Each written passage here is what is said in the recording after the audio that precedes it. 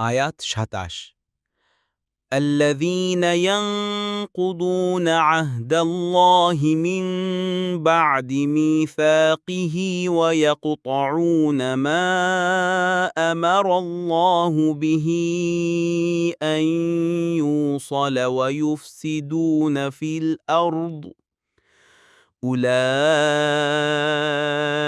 هم الخاسرون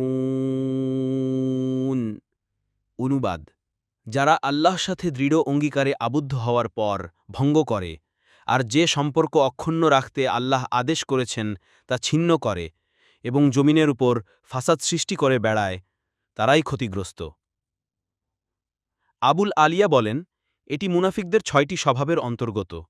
তারা কথা বললে মিথ্যা বলে, ওয়াদা করলে খেলাফ করে, আমানত রাখলে খেয়ানত করে, সাথে সাথে আয়াতে বর্ণিত ৩টি কাজ অর্থাৎ আল্লাহর সাথে দৃঢ় অঙ্গীকারে আবদ্ধ হওয়ার পর তা ভঙ্গ করে আর আত্মীয়তার সম্পর্ক ছিন্ন করে এবং জমিনের উপর ফাসাদ সৃষ্টি করে বেড়ায়। আত-তাফসিরুস সাহিহ।